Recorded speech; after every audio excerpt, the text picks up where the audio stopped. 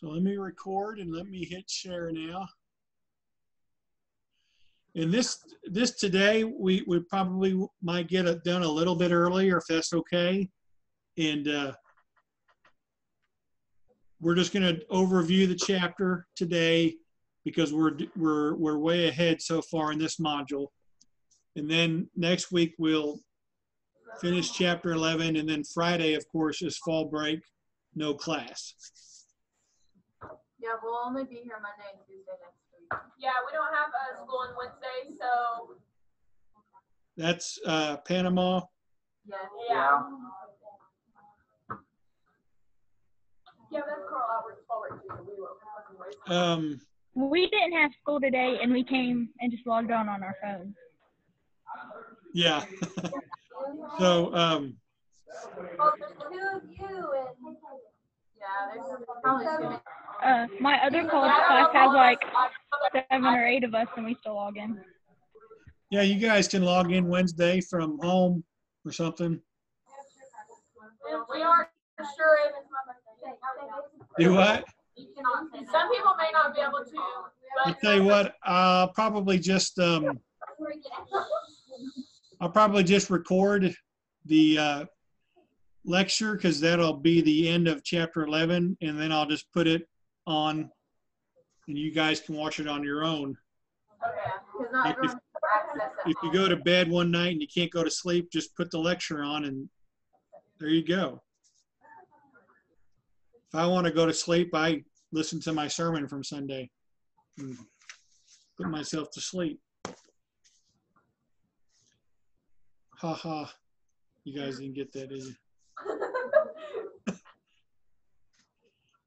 Okay, so Congress is a body that, political body that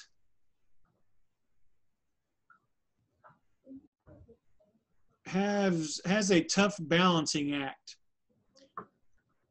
because they've been elected by their local constituents. For example, Mark Wayne Mullen, he kind of has a area of, oh, I don't know, probably 20 counties or so in Oklahoma, southeast Oklahoma. So he represents that group of Oklahomans. And so that's the same way for all 5 of those reps. Our 2 senators represent all of Oklahoma, so they have to be familiar with how the people think all the way in northwest Oklahoma and Alva, and how we think down here in southeast Oklahoma and the greater Poto metropolis, as well as knowing about the bigger cities of Tulsa, Oklahoma City. So they go to Congress representing their local constituents. But then when they get to Congress, they have to deal with issues that affect the whole nation. There's a quote that's at the very beginning of your chapter which expresses this wonderfully. There really are 2 Congresses. You have a tight-knit group that is at Capitol Hill in Washington, D.C. Now, you'll hear this term quite a bit if you watch the news, and they call it the swamp. They call the Capitol the swamp. And if someone's running for Congress or president and they've never been an elected official, they'll talk about, I'm an outsider and I'm going to go there and drain the swamp. So you have that tight-knit group. And then you have the other Congress that has to represent the members of their district or their state.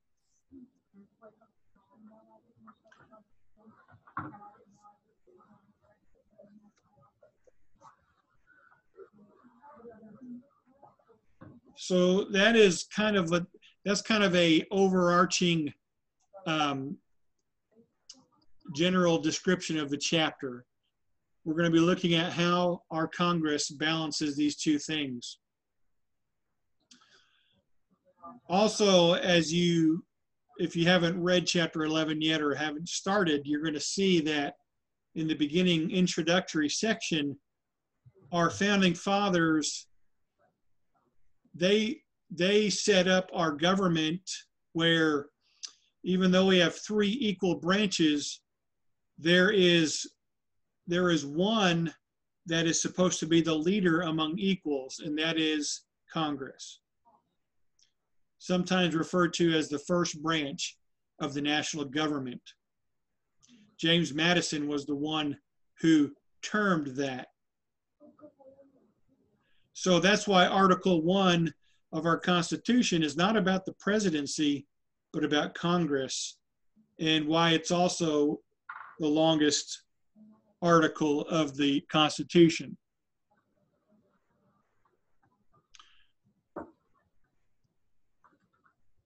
The powers that Congress have are many, but the one power that basically makes them the greatest is the power to make laws. But along with that power, they have the authority to decide all of the departments of the executive branch, the president's branch. They also can outline the functions of those departments. They also have the power to decide the function of lower courts. No executive agency, that is any agency that works under the president, and no lower court in the judicial system can exist without first being authorized by Congress. Also, Congress has the power of the purse. They can tax. If a president were to veto a law, the Congress can then override the presidential veto. So in a sense, when it comes to laws, the buck doesn't stop with the president. And then we talked about how they can expand or contract the lower court system. So my personal view is that Congress is probably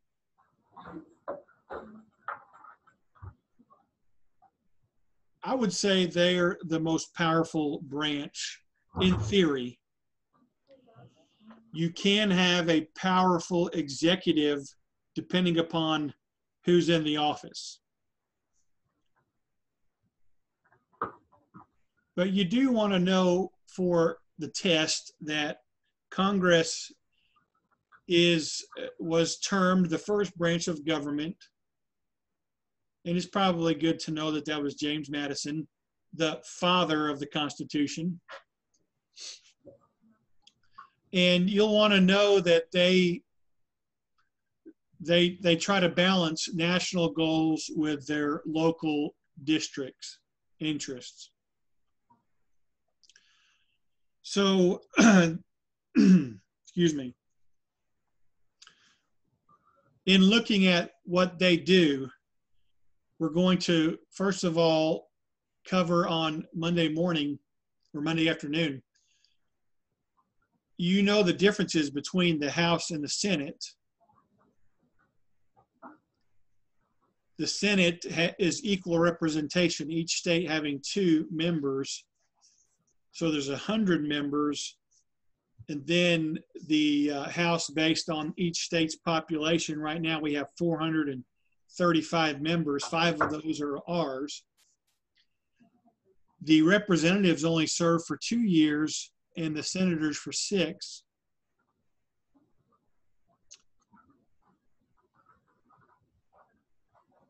You have to be at least 30 to be a senator. You have to be 25, at least 25 to be a rep. And usually the senators are the ones that are more visible in the fourth branch of government, which was what? The media. The media, yeah, unofficial fourth branch. And then you can see their salary there, $174,000 a year. So the first thing we're going to talk about is how many people make a career out of being in Congress. And why not? If you're getting $174,000 a year. And by the way, if you are, many senators are lawyers. You've probably seen some of Mark Wayne Mullins' commercials. He has a heating and air business here in Oklahoma.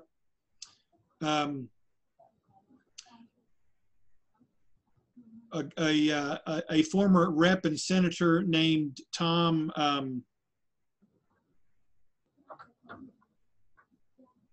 well, I just drew a blank, but he was a doctor from Muskogee.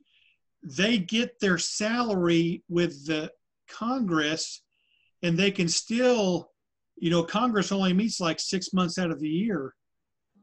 Then the other 6 months, they can go home and still work at their regular employment. So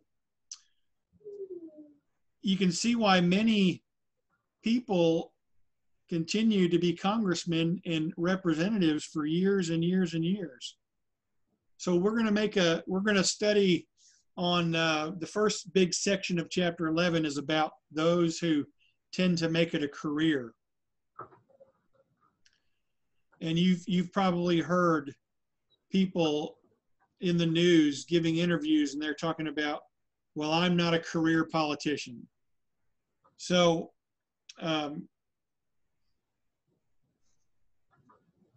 and this is important because the longer you're in, the more influence you can have. Because when it comes to being on a committee, seniority is a key factor.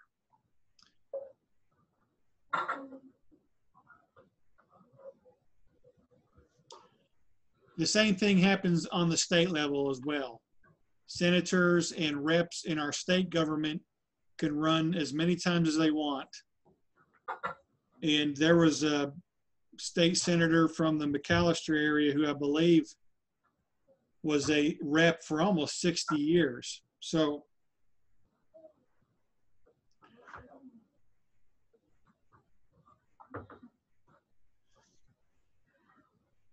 the next section that we're going to talk about from this chapter deals with the leadership in Congress. And you have you have three main people that you want to be aware of. The leader of the House of Representatives is called the Speaker of the House. That's the column on the left. And the leader comes from the party, Democrat or Republican, that has the majority of representatives.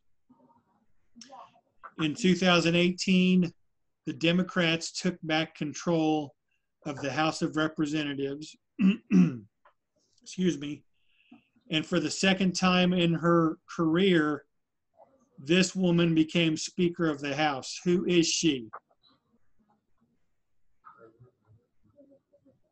Nancy Pelosi. Nancy Pelosi from California. She is the Speaker of the House. So whenever they meet, she presides. And right now, the House, under her leadership, she finally gave in with this Ukraine business and decided to have the House pursue impeachment proceedings against President Trump. That will not go to the Senate. It'll only go to the Senate if the House votes to impeach Trump. Now, the committees that are a part of, committees that representatives are under, or are a part of, excuse me, Nancy Pelosi picks those members.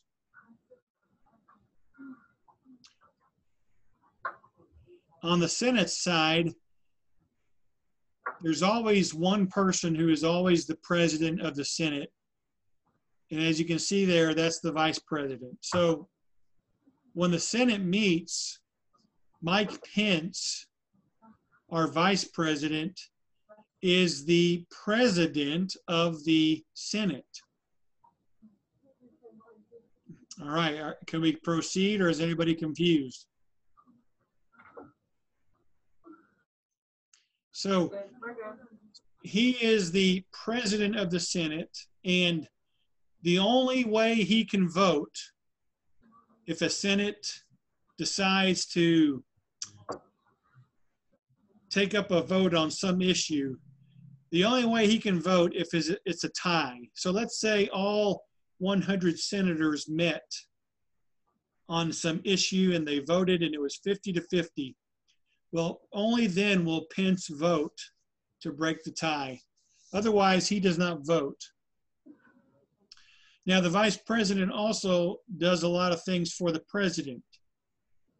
If President Trump doesn't want to go to Africa on a goodwill tour, he'll say, hey, Mike, why don't you go to Africa on behalf of the United States? And Pence will go to Africa. And so he can't be in Washington, D.C.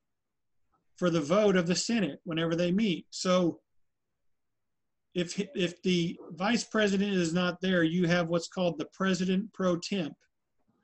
And this is the leader of the Senate in the absence of the vice president. And it's usually the leader, you can see, of the majority party once again. So right now, the Republicans have the majority of the Senate. And does anybody know who the president pro temp is in case Pence is gone?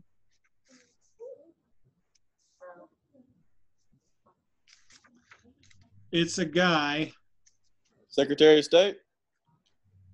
No, do you know his name? No, sir. Mitch McConnell. So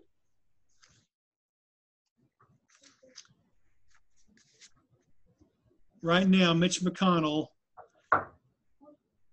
is the Senate Majority Leader, and he would preside over the Senate in case Pence is gone. So we're going to look at the party, we're going to look at the leadership in Congress and how that breaks down. The third section we will look at from chapter 11 is about the committee system. This is the most important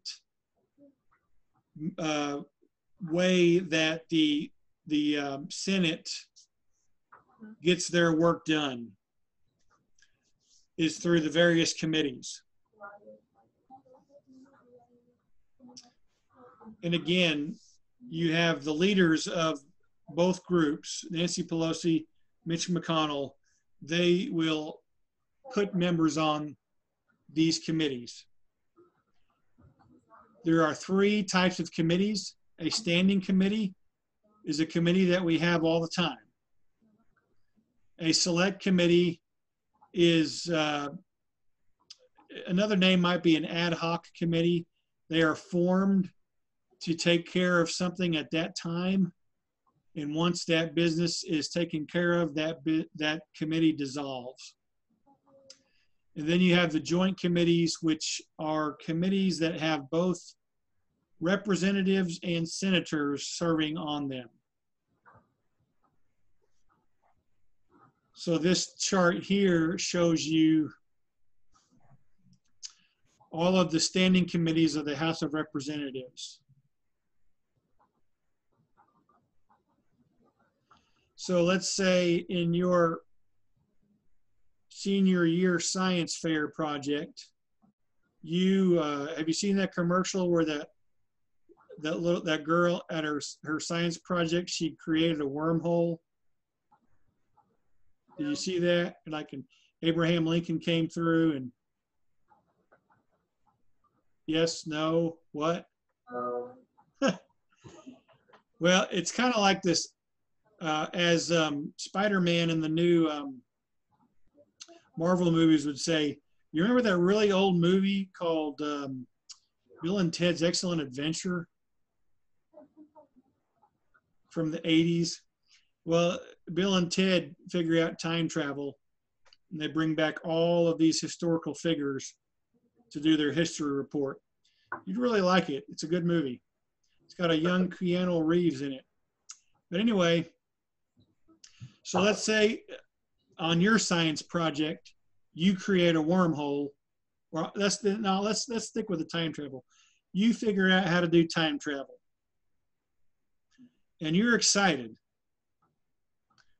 which you should be.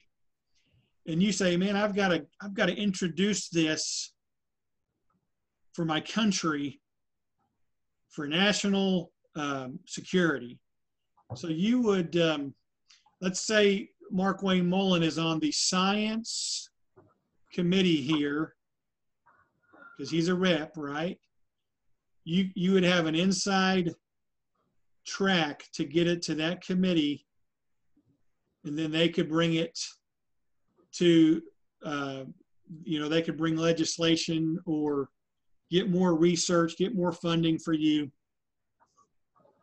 But there's always a science committee in the House of Representatives. And then you always have these committees in the Senate.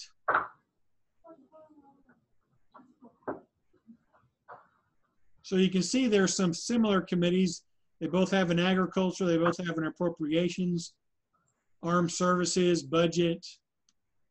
No science committee in the Senate. They are leaving that up to the House. Then you have your committees that are joint committees right here. There's 4 of them. And then your special committees or select committees. So this is how Congress gets a lot of things done. So we're going to study committees and committee leadership. Then the 4th subject from the chapter deals with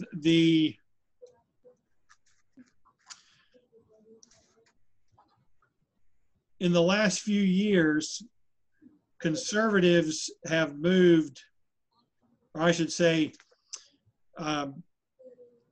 Republicans have become more and more conservative, and it's what we would say they've become more uniformly conservative. And Democrats have become more uniformly liberal. In other words, the whole group, they're starting to see more together on issues, which is good because you can have more common ground. But in the larger scheme of things, it's harder for Congress to reach agreement. So you'll have one side pointing to the other, saying it's their fault for not working with us. It's their fault. So that's an issue that we're going to cover in this chapter. And we're seeing we see a lot of things get deadlocked as they're trying to come to a common ground, a common agreement, common legislation. We're going to definitely see this in the impeachment proceedings, I believe. And you're already seeing it in the news. And then the 5th and final thing of the chapter is we will talk about the 3 main roles that Congress performs in their policy-making role. So they make laws, of course. They are to represent, right? This is the second side of their balancing act. They've got to represent their state. They've got to represent their district in their state. So a couple of years ago, there was a state issue in Alaska that caused a lot of contention. Alaska was receiving millions and millions of dollars to build a bridge, which basically ended up being called a bridge to nowhere. It was a bridge that I think basically connected a isolated island to the mainland of Alaska. And it was like going to be out in this barren place where nobody hardly lived. And so it was like, why have this bridge? So the person who was the state senator, state rep, they got criticism. So Mark Wayne Mullen, for example, from our district here in Oklahoma, he goes to Washington, D.C., and he represents us. Then the final thing that we'll look at as far as their role in policy making is their oversight function. And again, this is what I think is one of the tipping points for them being the most powerful branch in theory, is congressional oversight. And we've been seeing a lot of this lately with the Russia probe and now the Ukrainian situation. You have an oversight committee that forms and will subpoena witnesses, which means basically requires them by law, they have to come to court and testify. So we're going to look at all these different roles in their policy making. So that is just an overview of chapter 11. Do you have any questions?